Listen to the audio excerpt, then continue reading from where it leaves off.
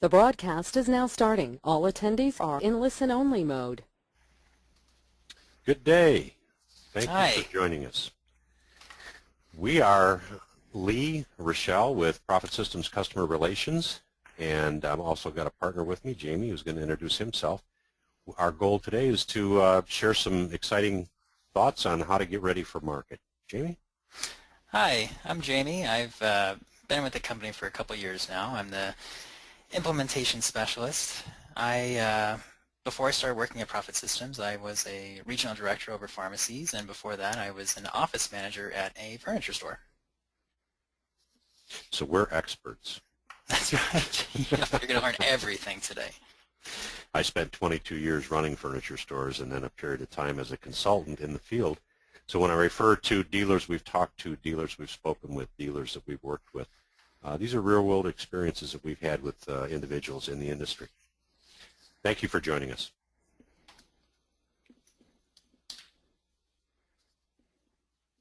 The core element of what you're going to get out of our presentation today is wrapped up in our market presentation guide, our market guide. This market success kit is an item that we're going to talk about in detail a little more toward the end of the presentation. What we want to discuss today with you is why we should have a plan and how to prepare for market using the tools that we've provided in the market kit. You will get a copy of this kit as a result of your participation in the webinar, as well as there'll be a link for you to download it available to you as well.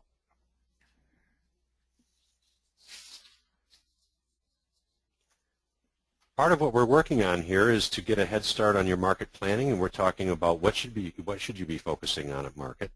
We're going to be talking about how to know what you're after, know your winners, know your losers, and we're going to talk about an opportunity for you to maybe step outside the box in the way you normally would run your store or your operation and take advantage of the inventory you have on hand to take a pocket full of cash to market. You know, this is interesting that you bring that up because a big part of what we get, especially with our call volume around this time, is we get a lot of people coming in asking for inventory information in preparation for market. So that's part of what we're going to be talking about here today. So first things first, why do you go to market? So what we're going to say with that is there's a few answers to that we get a lot. The first one is to see and buy what's new and hot. Second answer would be to visit your current vendors, of course. You want to maintain those relationships. And then, of course, another big one, the third one, is to network. You know, you want to get yourself out there. And all of those are fine. You know, those are all really good answers, and we're going to touch on some of those. But really what we want to say, your number one goal to going to market is to replace your losers. But, of course, where do you want to start? Now, take a look at that picture. I mean, I hope that none of you have a warehouse that looks like that, because that's what we're trying to avoid.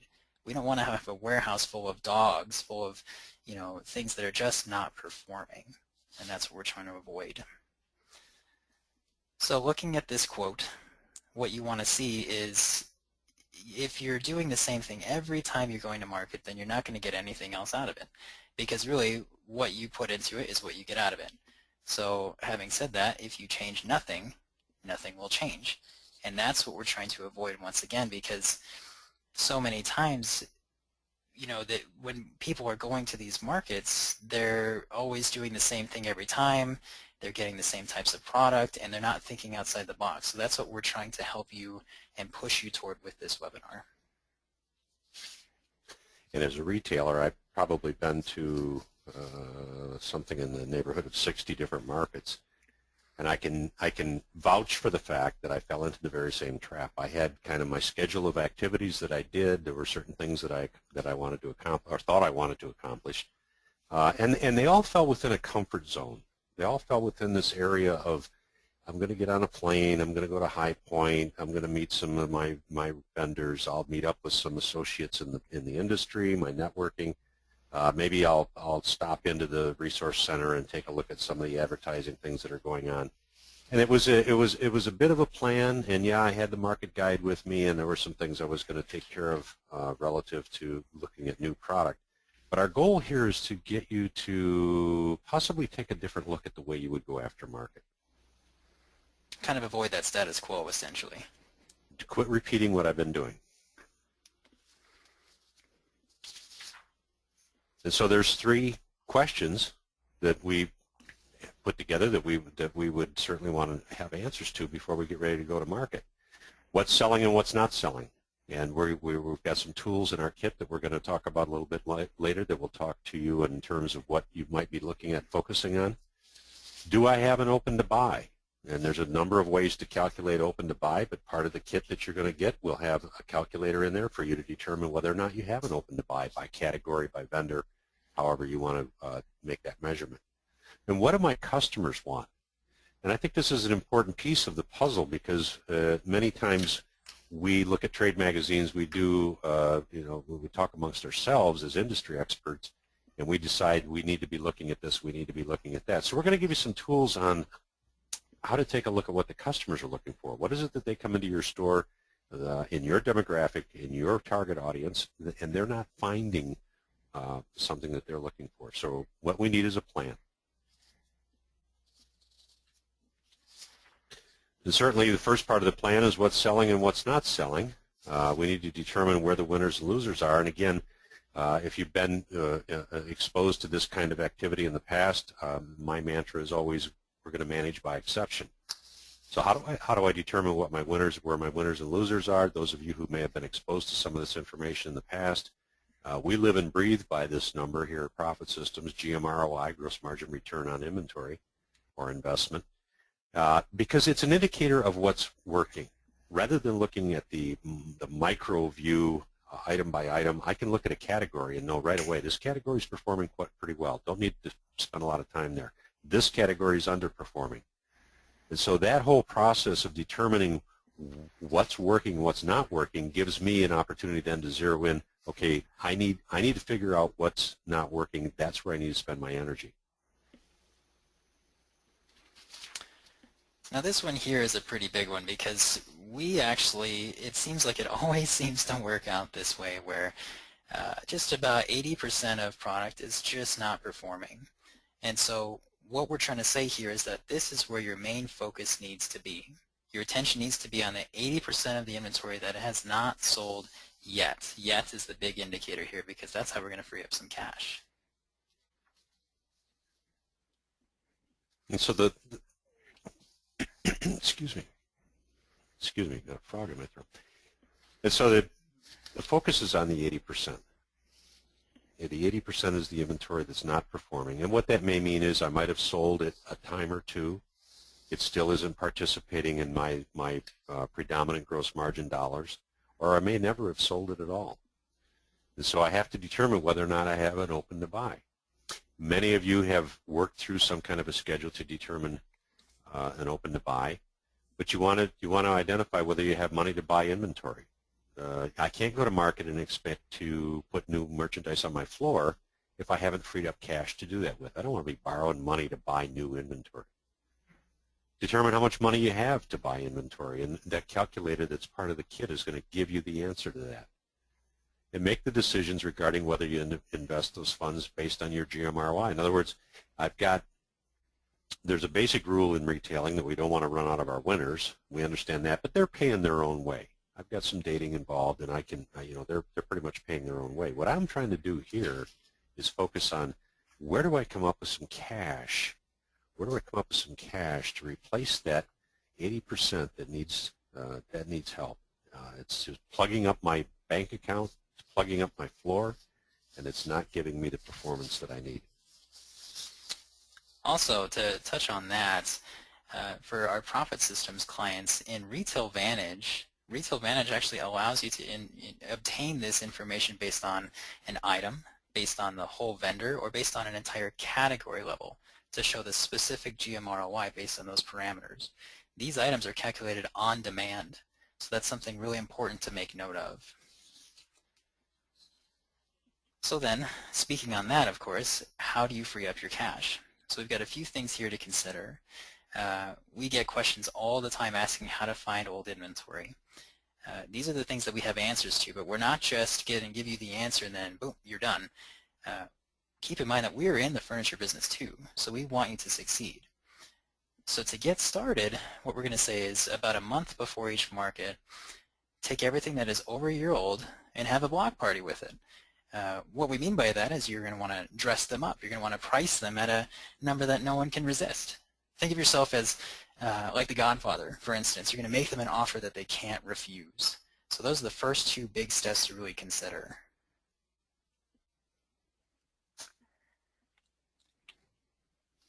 In addition, you might take those items that are not selling, move them to the front of the store, dress them up, and of course price them at a number that no one can resist. Now this is a short-term solution to freeing up some cash. What we're trying to encourage you to give some thought to is, I'd love to go to market with a pocket full of cash this time instead of a lean checkbook and a big AP balance out there that I have to take care of before I even get back off the plane to get home. Certainly you'd want a year-long plan of managing your old inventory, and if you are a PROFITsystems user, you have an opportunity to do that on a regular basis where the system is aging the inventory and giving you red flags. These are the items that you need to make decisions on. Certainly, twice a year for a month is not going to create the kind of cash flow that you're looking for to be successful at market. But we want you to think about this for right now. If I haven't done it in the past, maybe this is an opportunity for me to just say, hey, you know what, you're right. If it's over a year old, it's going to be out of style very quickly anyway if it's not now. And I need to, I can free up some cash. So here's a shout to our PROFITsystems customers as well, to kind of speak on the tools that we have available to you right now. Feel free to give us a call. We'll help you with this. We'll help you understand what your GM ROI is, where to find your winners, where to find your losers.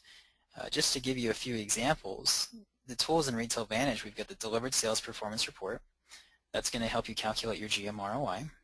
The Purchase Advice Report, that's going to help you to replace your current winners and see where your opportunities are. And then, of course, going back to the freeing up some cash, the Markdown Sales Price List, what that does is that helps you to get rid of some of those losers or those dogs. That way you can actually free up that cash. And that way when you're going to market, not only do you know you're open to buy, but you actually have the cash on hand and you're ready to make educated decisions. The other part of this equation is, what should I be shopping for? And I think this is an interesting exercise. If you're doing something like this in your store, you may be doing an exercise kind of like what I used to do. We'd have sales meetings every Saturday, and we would sit down as we got closer to market and interview the salespeople and say, so what do you think we should have, and what do you think we should have? And I fell into this trap as well, where the salespeople will typically repeat back to me what they've heard in the last 4 or 5 days, maybe the last 2 or 3 suggestions that the customers had. It needs to be more scientific than that. We have an opportunity to take a sales team and engage them as a partner in the store in finding out what it is the customers want. We can get the customers involved, and there's some tools available in the kit that are going to allow you to print out some documents, some comment cards that are going to give the customer an opportunity to write down what they want, may possibly participate in a prize each month. And this is something you can be doing for a period of time, 3-4 months before each market, so that you've got a time frame involved that incorporates enough information that you can start taking a look at the data and say, oh, look, there's a pattern here. Certainly we want to pay attention to the trade publications. They're going to be showing us what's new and exciting out there. Keep in mind, a lot of what we see in the trades on our end doesn't show up in Cosmopolitan or Southern Living or any of those magazines for another 6 months or so. So if you're in a market, and in my retail experience was right up I-75 in Michigan and Ohio, we were those folks who, about the time Mauve was getting discontinued by the manufacturers, it was starting to catch on with our client base. And so it was always important to be tuned into the client and find out what it is they like. I might have to scratch around a bit and find things that have been out there for a while because they've finally gotten used to seeing them in a magazine, and they're finally, in this conservative demographic, they're finally ready to say, okay, I'll do Mauve. And so looking at the trade publications, I've seen the mistake made. I've made the mistake of putting that hot fashion statement out on the floor, and people come into my store and go, oh my God, what are you doing here? Are you changing your whole store around? What's going on here? So be tuned into what the consumer is comfortable with. And in each market it's different. Larger markets tend to have a bit more sophisticated, more well-traveled consumers. Smaller markets, you got to be a little more careful in some cases. Unless you're in Los Alamos, where everybody's, it's a small market, but everybody's very, very well educated and very well tuned into what's going on in the marketplace. Shop your competition. And I want to spend just a moment on this because I used to do it all the time, and I had folks do it to me. My sense of it, and each of you may have a different view of this, but my sense of it is when I shop the competition, I'm going to shop them with full disclosure. I'm going to introduce myself. I'm going to ask to speak with the owner or manager if they're available. Ask for permission to walk through the store. Some people are going to tell you no. Most people don't care. If you do this and you take the opportunity to compliment them on the fact that you're well aware of their position in the marketplace and you've heard a lot about their store, just curious to see what's going on, I'm in the neighborhood. What you're looking for, though, you're not looking for ways to build your business. You're not looking for ways to improve your methodology or your operating procedures or things of that nature. What you're looking for when you're shopping the competition is what does the display look like? What catches your eye? What's working in this marketplace that somebody else is doing? You might find a collection on the floor that you didn't buy and ask the salespeople, gee, I saw this in the showroom and I didn't make a decision on it. What do you think? Has this been working for you? Or you might find one that you did buy that they're also demonstrating and see that they've displayed it totally differently and ask and see if it's being successful. And compare that with your own experience. The idea here is to get outside the woods, to get outside of the forest. It's one thing to climb the tallest tree and look around within your own forest. It's another to get in the car, drive over to the redwoods and take a look over there, see what's going on over there. And I think this is important. A gentlemanly professional demeanor among retailers is an opportunity that's available to most people. In the communities that I lived in, I would have lunch with competitors all the time. It was just part of what the culture that was created in those communities. So think about that in terms of getting ideas. Sometimes we're just not big enough to have a whole great big team of people working on it and brainstorming. We need to do this by ourselves. And taking a look at the competition, sometimes it can open up a lot of doors.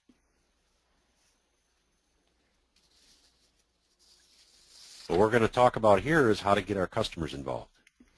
They are a key resource in terms of giving us some information on how to go to market. What are they looking for? One other thing with what Lee was talking about is when you're engaging with your customers, from my perspective, the way that I look at that as a consumer is if I have people from the store asking me, well, what do you want to see in this store? What that does is that makes me feel like I'm invested. It makes me feel like not only am I'm already in the store, but they're actually listening to what I have to say. So, of course, you can't please everybody, but it certainly makes them feel more important, which, of course, is really what they're looking for. So now you've freed up your cash, so you have you've gone through the open to buy, you've engaged with your customers, you've engaged with your employees. So now you're ready to go to market, but you need to know, well, how do I budget my time once I'm at market? So the first thing, of course, is time is money. So here's a really nice looking watch on the screen that I want really bad. And so what this shows you is when you're there, this is your time to really maximize what you're there to accomplish. So our goal here is to emphasize your real focus. So you're already there, and what you need to remember is that 80% that we were talking about before that's not selling, that requires 80% of your time at market to be replaced. So that way you can really kind of keep yourself focused on what the task is at hand, because you don't want to go there and kind of, like we talked about before, get back into the status quo, do what you always do. This is your time to really change that and start doing things a little bit differently from the way that you've done in the past. So to speak more with that, this is the general rule that we want you to consider. With that 80% that is just not performing, that deserves 80% of your time, and with that time, you're looking at new product. This is the product that you're going to replace those items that just were not performing before. You had the block party, you freed up some cash. With that cash, it's getting replaced. That's where your focus needs to be. But of course, that's not all your focus, because you still have existing vendors that are performing really well. So you can't just ignore those because you're focused on replacing what didn't work in the past. So keeping this in mind, it's up to you to keep yourself on point. This is a business trip, so this is what you really need to keep in the back of your mind, so that way you don't have to worry about doing what you've always done in the past. I can't emphasize enough when there were a group of us working on this information, and when we started getting this out in front of us, and as a retailer I can remember thinking about, there was that comfort zone about going to market and all the things I was going to do and who I was going to have lunch with and all those kinds of things. And this really hit me right between the eyes, because I got to thinking, really, this is what I should have been doing. And in some cases I was pretty good at it. I was making an effort, but I'm going to tell you it was 20 or 30% of my time looking for new product. Think about what your floor will reflect if you really do spend 80% of your time looking for brand new merchandise. Keep in mind, we're competing with the internet, we're competing with big box retailers, folks that are grinding through this merchandise fast. They're showing the customer something new all the time. And here we are with our 30,000 square foot store, and she's seen the same sofa every time she's come in there for the last 2 years. We need to be doing something with our merchandise mix that satisfies the customer's interest based on the surveys and the information that we're getting back from them, but it's new, it's different. We don't want to scare them away, I've done that, but we want to make sure that we're spending the vast majority of our time making that floor. When we come back from market, we want that floor to pop. We want it to show the customer that we're invested in getting them new and fresh and great ideas. Give them a reason to come back into this store. All right, so recipe for success. We've gone through just about everything at this point. You're totally prepared, so now it's actually time to act. Kind of going back to what we were saying before, keeping yourself on point. You want to be on a mission when you're there. You are totally focused, you're zoned in, and here we go. So you're on a mission once you're there. You're going to know your numbers. In fact, with that, for a lot of our clients who are in the cloud environment, we actually have them sitting in the showroom looking up more information in case they don't have answers to any specific questions. So they've made all the preparations that they possibly could, but maybe it's, a curveball has been thrown at them. So they have their laptop or they have their tablet, and they are actually logging into their software, getting this information that they need right on the fly. So having access to your data at your fingertips while at market is a key to really being successful while you're there. And that planning book that you put together, either you got it from the market website, from Furniture Today, or wherever it is that you've got your list of vendors, think about looking at that book a little differently than we have in the past. Think about going through that book and try to find things. I can remember when Four Hands was all set up in a hallway in High Point, and they were building cocktail tables out of cathedral doors or whatever they were. They were used lumber out of Mexico.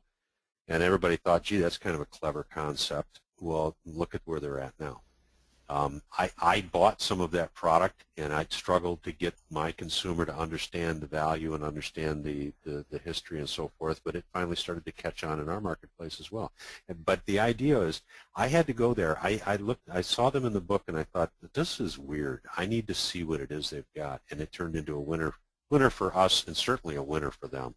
So when you're looking through your book and you're drawing your little map, and I'm going to go here on Monday and I'm going to go here on Saturday, be thinking all the time, I'm really weak in whatever it is, dining room, casual dining. I mean, I've got the floor space dedicated to it. I've got good vendors, and I'm not performing in casual dining. And maybe what your customer is telling you is they never come to you for casual dining. I wish you had more dark, formal dining. I wish you had more cherry dining. I wish you had more.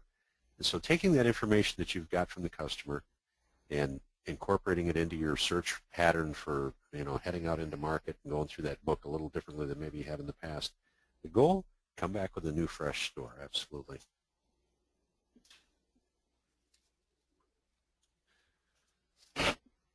So what's in the kit? Big part of what you will get out of this participation today is a link to a series of downloads that include a step-by-step guide and some interactive tools for you to answer some of the questions that we've talked about, but there's some really cool things in there as well. I think we've got a list of them coming up here. There's a market success guide. I think you're going to find this to be an interesting tool in determining how to budget your time and how to get ready for market. There's a planning worksheet, which things have been done, which things need to be done. We've also given you a GMROI and open to buy calculator. Those spreadsheets are with instructions are included in the kit. They give you an opportunity to plug the numbers in, make your adjustments, take a look at what the result is, come back and adjust, and so they can give you an idea of whether or not I have an open to buy and whether or not this particular category or product or vendor is performing. There's a customer feedback sheet. This is something that you will be able to incorporate on your sales floor so that your salespeople can keep a list of the comments they're hearing from customers in preparation for market. Rather than just remembering a few of them off the top of their head at a sales meeting, we're giving you a tool that you can incorporate into your sales management routine that gives them an opportunity to jot down what the customers are telling them, and possibly you can turn this into a contest, and there's some instructions in the market success guide about how you might take a look at that as well. There's a customer feedback card and poster templates that you can plug your logo into that encourages the consumer to get involved in this process. And as a sales manager, I can tell you that one of the most difficult processes to get salespeople involved in is how to get them to start a conversation with the customer that gets past, oh, I'm sorry, we're just looking. And you probably all have had opportunity to participate in some kind of sales training that addresses this, but here's now another opportunity. An opportunity for you to walk up to the consumer, your salespeople to walk up to the consumer, even that aloof, I'm just looking individual, and say, hey, you know what, I wonder if you'd be interested in helping us in a little project we've got going on. Here's an opportunity for you to greet the customer in such a way that you're engaging them, you're asking them to be involved in the future of your business. And as Jamie said, I don't think there's anything that's more stimulating to an individual than for you to ask them their opinion. We've also included a Facebook customer feedback campaign guide. If you're on Facebook, and a lot of folks are, typically they're not aggressively using Facebook to engage the customer, and here's an opportunity for you to get something in front of you that's going to address how to manage a Facebook campaign that encourages participation on the part of the customer. 2 points. Number one, it gets you more action on your Facebook page, which certainly is what part of your goal there. And number two, there's some valid information that will come back to you, giving you again another opportunity to find out what the consumer is looking for.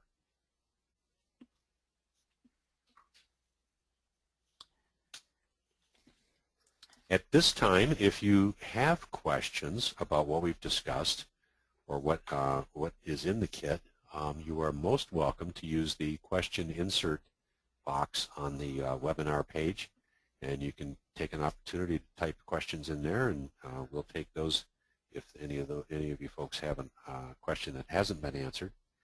We certainly appreciate your taking the time out of your day to participate in our little presentation here. I hope that it's stimulated some thought about what might be a good preparation for going to market. Thank you so much for your time, everyone.